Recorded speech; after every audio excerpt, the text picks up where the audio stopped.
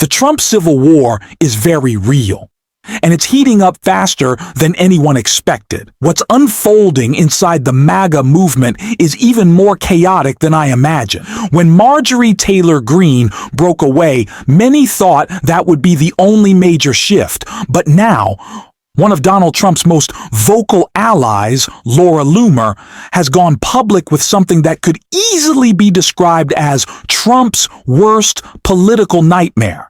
And the reason behind it? It all comes down to money and internal disputes within Trump's own circle over fundraising and influence. The same kind of grift and infighting that has long defined MAGA politics seems to be turning inward this time, and it's not a good sign for Trump. We'll break down exactly what's happening, why Laura Loomer is suddenly speaking out, and what this means for Donald Trump's inner circle. But before we get into that, don't forget to like this video and subscribe to the channel. It really helps support our work and keeps independent voices like this one going strong. Now, to understand the full story behind this new feud, we first need a bit of context, because it connects to a recent announcement from Pete Hegseth about Qatar.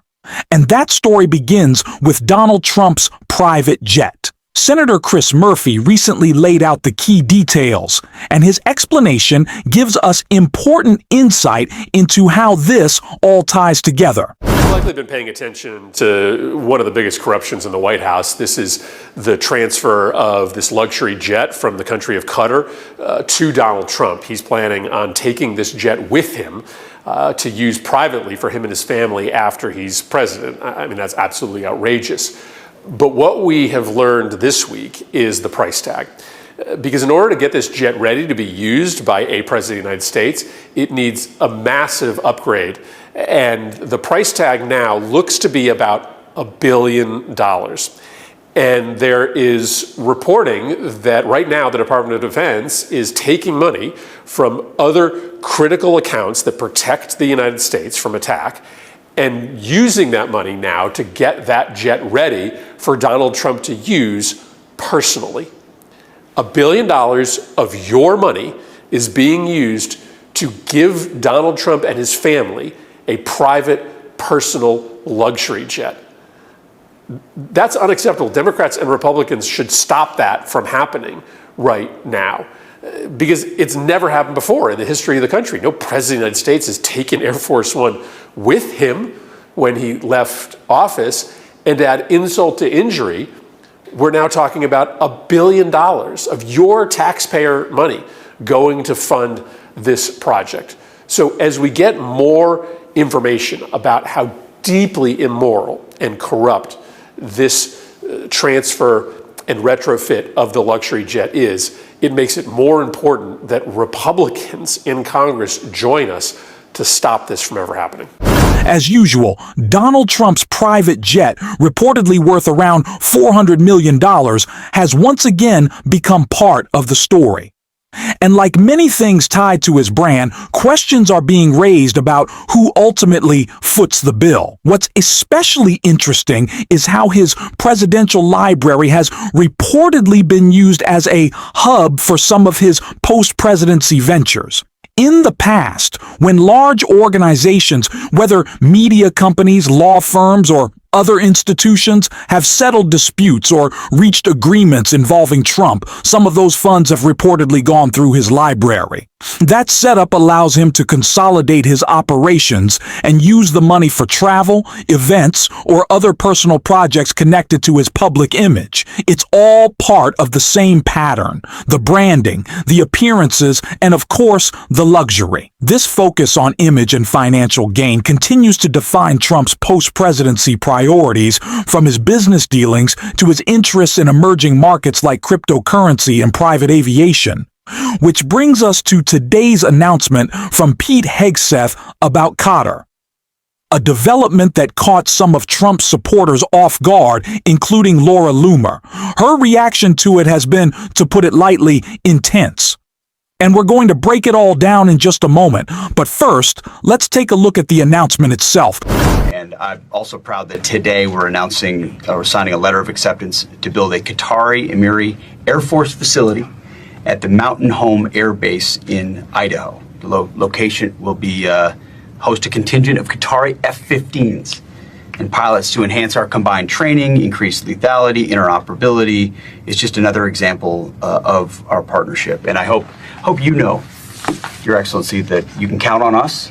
We saw in Midnight Hammer, in those moments, when we needed support in the region, that Qatar was there without a doubt, without a blink. And that has meant a great deal. I've had the opportunity to see that firsthand operationally. I want to thank you. I want to thank your country for that, for hosting our troops, and it's wonderful to welcome you to the Pentagon. Thank you. Thank you very much. Thank you. So what in the world, what is the thought process behind this? Besides the fact that the Qatar gave Donald Trump a jet. Like, that is the only thing that could possibly explain this move. There is no safety. There is no strategic, ideas being presented of why this is important. Sure as hell, Pete Hegseth is off the G&Ts. He's not going to explain why this is a good move. I'm sure all the generals are laughing behind his back, but no, this is full blatant corruption.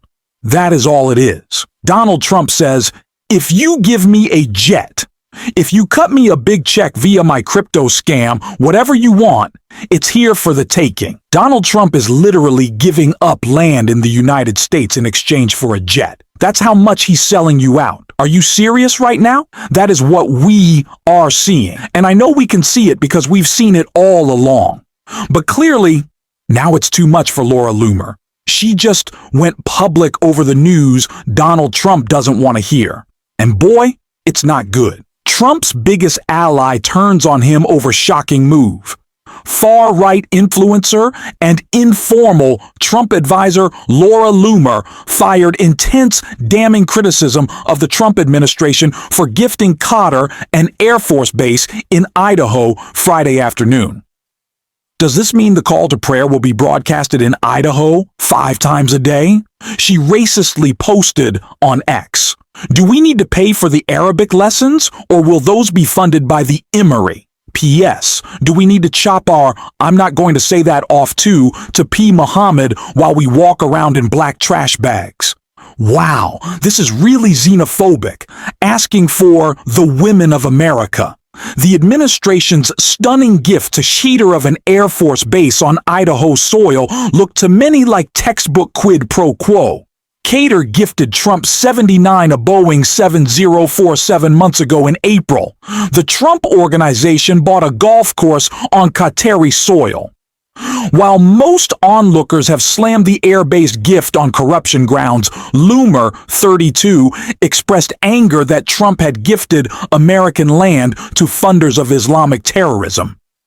If the GOP continues to Islamify our country, Jesus, and continues to allow funders of Islamic terrorism from Qatar to come into our country when they have a documented history of funding Islamic terrorism, I am not voting in 2026 and won't be able to encourage others to do so either. Qatar has indeed given billions of dollars worth of financial support to Hamas, according to many reports in 2017. During his first term, Trump said Qatar funds Islamic terrorism, though apparently his view of the country has improved. Loomer's break marks a second MAGA darling to have taken an outspoken stance against Trump and Republicans in recent days because, of course, outspoken Republican Marjorie Taylor Greene has similarly broken with Republicans in recent weeks over the government shutdown and the release of the Epstein files. If even Laura Loomer, one of Trump's strongest allies, can see what's going on and is willing to call it out, then Democrats should be amplifying this message loud and clear. The story here is simple.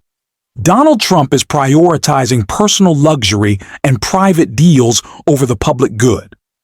How can anyone still call Democrats elitist when this is happening? Think about it. Conservative media figures like Jesse Waters broadcast from studios in New York City, surrounded by political insiders and Ivy League professionals, yet label people like AOC and Bernie Sanders as out of touch. That's the definition of irony. This isn't just about politics, it's about accountability. The idea that national assets or partnerships could be tied to personal or private benefits is deeply concerning.